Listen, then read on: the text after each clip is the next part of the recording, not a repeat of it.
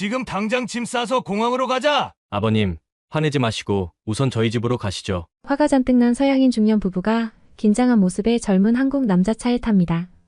차에는 젊은 서양인 여성이 타 있는데 외국인 부부와 대화를 하는 걸 보니 아는 사이 같네요. 이들이 탄 차는 한국의 어느 아파트로 들어가고 차에서 내린 뒤 모두 함께 집으로 들어갑니다. 그리고는 얼마 뒤 모두가 화기애애한 분위기로 저녁 식사를 하고 있네요. 무슨 일이 있었길래 이렇게 급작스럽게 분위기가 바뀐 건지 알아보겠습니다. 안녕하세요, 감독문클입니다. 오늘은 벨기에에서 한국으로 시집온 앳된 세댁의 이야기입니다. 지금 시작합니다.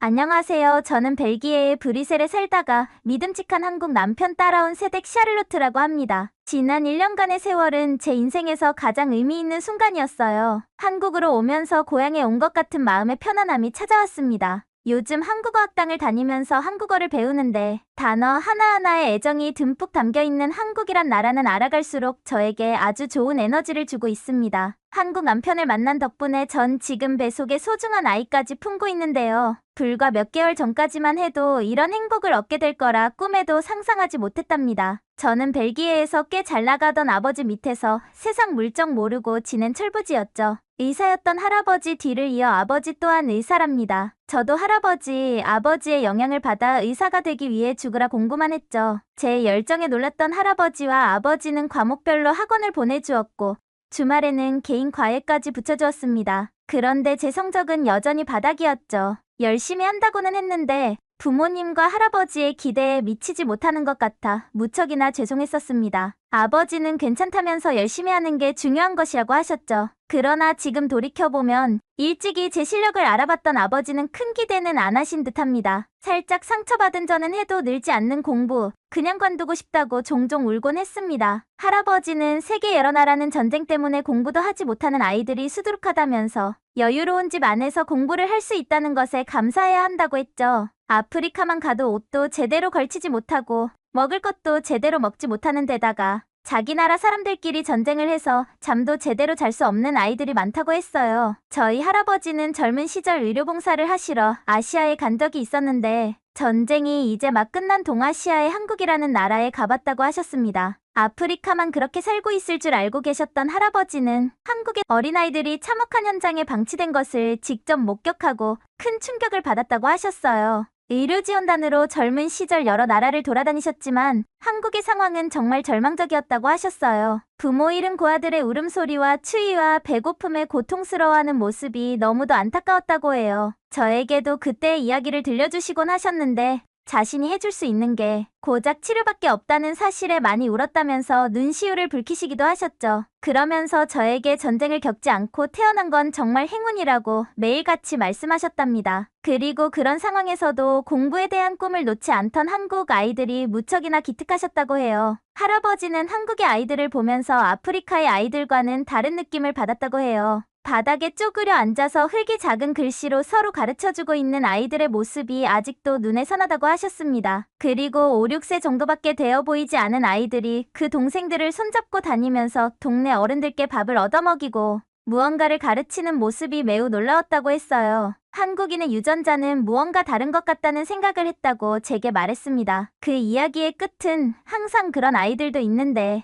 고작 몇 번 해보고 포기하는 건 복에 겨워서 하는 소리라고 제게 말씀하시는 것이었습니다. 저도 그런 이야기를 들으면 고개를 끄덕이면서 포기하지 않고 열심히 해야겠다는 생각이 들었지만 정말 제 머리가 좋지 않았던 탓인지 결국에 의대 진학까지는 하지 못했습니다. 그리고 지원한 대학들도 다 떨어져서 이제는 뭐 하고 살아야 하나 걱정을 하며 우울한 시간을 보내고 있었습니다. 할아버지와 아버지께 인정받으며 행복하게 살고 싶었거든요. 그런데 그때 제 앞에 운명적인 사랑이 등장하고 말았습니다. 할 일 없이 그저 길만 거닐고 있던 어느 날 누군가 저를 뒤에서 부르더군요. 식당에 지갑을 놓고 갔다면서 저에게 전해주기 위해 왔다고 합니다. 여기서 식당이라면 꽤 먼 거리였을 텐데 오래 걸어온 듯해 보였죠. 거기에 길 가다가도 소매치기를 당하기 쉬운 벨기에에서 지갑을 주기 위해 이 먼 거리를 왔다는 게 너무 놀라웠습니다. 알고 보니 벨기에에서 사는 사람이 아니라 저 멀리 한국에서 몇 달간 유학을 온 남자였죠. 키도 크고 잘생긴 외모가 눈에 띄었습니다. 한국인은 웬만한 유럽인보다 체격이 좋더군요. 할아버지로부터 한국의 이야기를 많이 들었던 저는 그와 이야기할 소재들이 많아서 무척 즐거웠습니다. 그는 제가 한국에 대해 너무 많은 것을 알고 있다고 놀라워했어요. 한눈에 반해버린 저는 지갑을 주워준 답례를 하고 싶다며 그에게 연락처를 물어보았습니다. 한국 남자는 이왕 이렇게 만난 김에 벨기에 안내를 해달라고 요청했고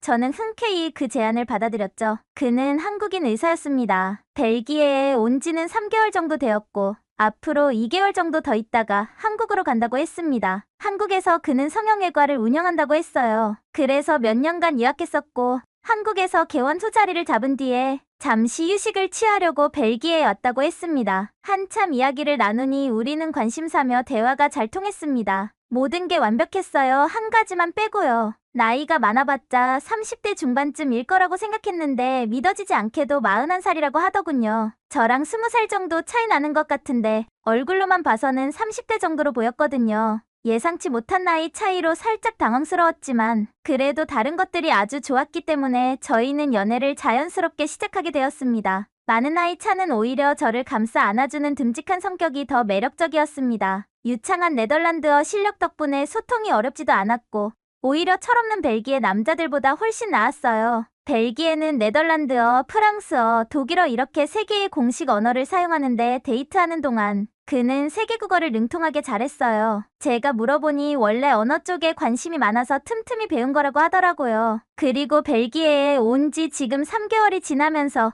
그 기간에 급속도로 늘었다고 해요. 그는 건축물과 예술품에 대한 조예도 깊었는데 해당 서적을 읽기 위해서 더욱 열심히 네덜란드어를 공부했다고 했어요. 한국인들이 배움에 대한 의지가 높다더니 정말로 그렇다는 걸 그를 보며 느꼈어요. 뭐든지 열심히 하려는 그를 보면서 저는 마음의 결정을 내려버렸습니다. 그런데 그가 먼저 저에게 한국으로 갈 때 같이 가면 안 되겠느냐고 제안을 했습니다. 그는 지금까지 일하면서 경제적인 자유는 이루었고 이제 좋은 여자를 만나서 평생을 행복하게 살기만 하고 싶다고 했습니다. 저를 만나려고 지금까지 다른 여자를 만나지 않았던 것 같다면서 한국에서 새롭게 시작하자고 청혼을 했어요. 저는 앞에서 말한 것처럼 모든 것이 완벽한 이 남자와 함께 평생을 함께하기로 마음먹었죠. 그런데 이 결정이 당분간 우리 가족을 그토록 힘들게 할 줄은 몰랐습니다. 그는 제 결정에 아주 고맙다고 말하면서 저희 부모님 걱정을 했습니다. 이제 20살을 넘긴 소중한 딸을 자신 같은 나이 많은 남자에게 보내겠느냐는 것이었어요. 저는 걱정하지 말라고는 했지만 혼자 어떻게 해야 할지 날마다 고민을 했어요. 그리고 내린 결론은 나이를 속이는 거였어요. 외모는 워낙 동안이라 부모님도 눈치 못 채실 거라 확신했어요. 하지만 부모님은 나이는 신경도 쓰지 않았습니다. 한국에 남다른 애정이 있던 할아버지조차 반대하셨습니다. 그 이유는 바로 지금 휴전 중인 위험한 국가에 저를 보낼 수 없다는 것이고 결정적으로 그가 지금 아파트에 살고 있다는 이유 때문에 완전히 반대의 마음을 정하신 것 같았습니다. 대놓고 말씀은 못하셨지만 평소에 할아버지와 아버지는 과거에 못 살았을 때 살았던 아파트에 대한 안 좋은 추억이 있으십니다. 다닥다닥 붙어있는 아파트는 가난한 사람만 산다면서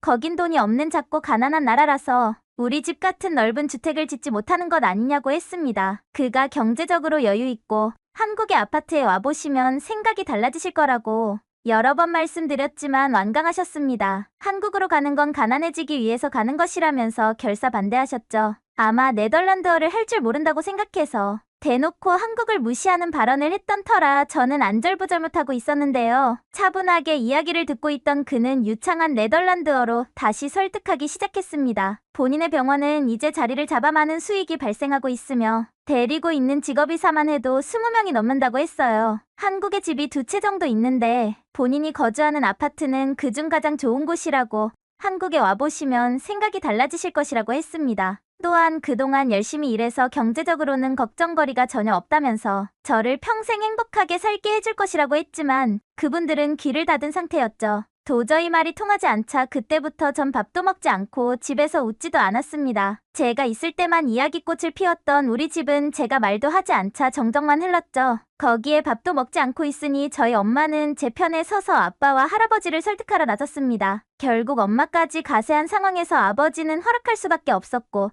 할아버지도 이내 포기하셨죠. 그렇게 저는 결혼 허락을 받아내고 그와 함께 한국으로 향했습니다. 한국에 한 번도 와본 적 없는 저를 위해 신혼여행지로 한국, 서울을 선택했고 일주일 동안 제대로 한국을 느낄 수 있었죠. 일단 앞으로 제가 살게 될 도시라고 생각하니 애정이 많이 생겼습니다. 할아버지가 다녀가신 지 70년 정도 된 것 같은데 할아버지가 들려주셨던 옛 이야기 속 강국과는 느낌이 조금 다른 듯했습니다. 네덜란드나 유럽의 나라들보다 훨씬 세련된 느낌의 도시였죠. 무엇보다 지하철, 백화점, 공공서비스 도서관 등 길거리에서 볼 수 있는 공공시설들이 마치 돈이 엄청나게 많은 기업에서 지은 것처럼 아주 잘 되어 있었습니다. 그리고 서울 말고도 부산이나 제주도와 같이 널리 알려진 아름다운 곳이 많다면서 앞으로 하나씩 편하게 여행 다니면서 행복하게 살자고 둘이 다짐했어요. 행복한 나날이었습니다. 일주일간의 여행을 모두 마친 뒤 저는 처음으로 그의 집으로 향했죠. 아파트에 대해 큰 불신을 하고 있던 할아버지와 아버지 때문에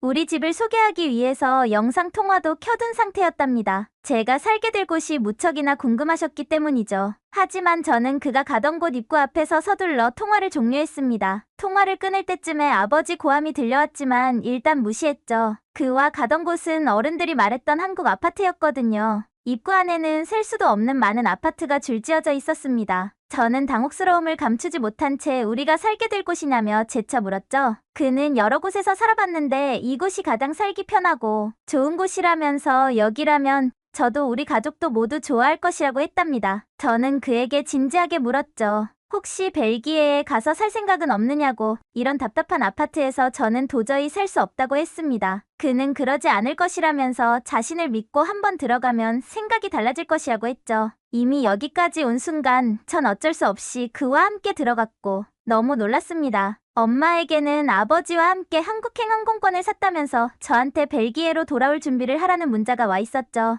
며칠 뒤 부모님께서 도착했습니다. 기어코 오겠다는 할아버지를 떼놓고 오느라 고생했다고 했죠. 아버지는 그를 보자마자 화를 내기 시작했습니다. 평생 우리 딸을 행복하게 해주겠다더니 고작 아파트에서 살려고 귀한 딸을 데리고 갔다면서요. 저는 민망해져서 아버지한테 일단 진정하고 집으로 가자고 했습니다. 일단 차에 올라탔지만 그를 향한 잔소리는 끊기질 않았죠. 저는 부모님에게 아파트를 가면 생각이 달라질 것이라고 했어요. 못마땅해하며 콧방귀를 끼시긴 했지만요. 하지만 역시 저와 마찬가지로 지하 주차장에서부터 깜짝 놀라셨습니다. 이게 무엇이냐고 아버지는 눈이 휘둥그레져서 물었죠. 아파트 입주민 소유 차량이 아닌 자동차를 못 들어오게 막아주는 차단봉이라고 했습니다. 그리고 차단봉이 세워져 있는 입구 앞엔 보안업체 직원도 있는 걸 보고는 입을 다물지 못하셨죠. 그렇지만 이 정도는 어림도 없다며 벨기에에도 이 정도 수준의 경비업체는 있다고 하셨습니다. 하지만 아파트에 들어서자 부모님은 역시나 달라지셨죠. 지하 주차장이 웬만한 쇼핑몰보다 더 깔끔하게 관리가 잘 되어 있었습니다. 입구에 들어오니 어디선가 시원한 바람이 불어오는데 에어컨이 온데간데 없는 곳이었습니다. 에어컨이 없는데 시원한 게 어리둥절해서 고개를 자꾸 돌리는 부모님께 저는 천장에 에어컨이 있다고 알려드렸죠. 천장에 달린 에어컨을 처음 본 부모님은 무척이나 신기해하셨습니다. 그리고 방마다 있는 에어컨을 보며 놀라워하는 눈치였습니다. 벨기에 아파트는 중앙에서 에어컨 바람을 각각의 방으로 보내는데 안방이며 작은 방에 에어컨이 설치되어 있다는 게 부모님에겐 굉장히 충격이었나 봅니다. 집 안에서 보는 것이 창밖은 탁 트인 곳이었습니다. 개방감 있는 풍경에 기분이 절로 좋아졌죠. 여기가 몇 층이냐고 물어본 부모님은 이곳이 마음에 든 눈치였습니다. 그리고 아파트는 못 사는 사람이 사는 곳이라 들었는데 어찌 된 것이냐고 물었죠. 여기가 혹시 아파트 말고 호텔이 아니냐면서요. 그는 웃으며 대답했어요. 한국은 대부분 아파트 생활을 하는데 에어컨을 비롯해 엘리베이터 호출 기능, 스마트폰으로 전등을 제어하는 기능 등 특히 최근에 지어진 신축 아파트들은 정말 신기한 기능이 많다고 했습니다. 또한 부자들만 이렇게 사는 것이 아니라 일반적인 서민들도 이 정도는 다 갖추고 산다고 말하자 부모님의 두 눈은 거의 빠져나올 것처럼 놀라워하셨습니다. 그리고 이런 곳이라면 한 번쯤 살아보고 싶다는 말을 무의식 중에 내뱉고 말았죠. 그는 걱정하지 말고 한국으로 오시라면서 자신이 가지고 있는 집 중에 한 곳이 마침 계약이 끝나서 공실인 상태고 바로 옆에 있는 아파트라면서 부모님과 할아버지께서 오시면 이곳에서 사실 수 있도록 준비할까 한다고 말했습니다. 가보시고 거기에 사셔도 좋고 다른 곳을 원하시면 근처에 아파트를 구해드릴 수 있으니 언제든 한국으로 넘어오시라고 먼저 고맙게도 그가 먼저 제안해 주었죠. 부모님은 조금 더 생각해보겠다면서 벨기에로 돌아가셨답니다. 그리고 조만간 정리되는 대로 한국으로 할아버지와 함께 오시겠다고 했죠. 한국의 매력에 더 빠져버리신 게 아닌가 생각이 들었습니다. 특히 이 모든 건 그의 능력과 배려심 덕분이라고 생각했습니다. 제가 앞으로 더욱 잘해야겠다는 생각을 했어요. 그리고 지금 뱃속에 있는 아이와 평생토록 행복하게 살자고 사랑한다는 말도 전하고 싶네요. 사연 잘 들으셨나요? 가난한 아파트에 사는 괘씸한 한국 남자에게 시집간 딸을 분노하며 데려오려고 했던 벨기에 부모님께서 한국에 와서 오히려 그분들도 한국의 매력에 흠뻑 빠지신 것 같네요. 웃음을 짓게 하는 사연이었습니다. 오늘 준비한 영상은 여기서 마치겠습니다. 시청해주셔서 감사합니다. 세계 최고의 한국을 꿈꾸는 감동뭉클이었습니다. 구독과 좋아요를 누르시고 다음번에 올라오는 감동뭉클한 새로운 영상 소식도 받아보세요.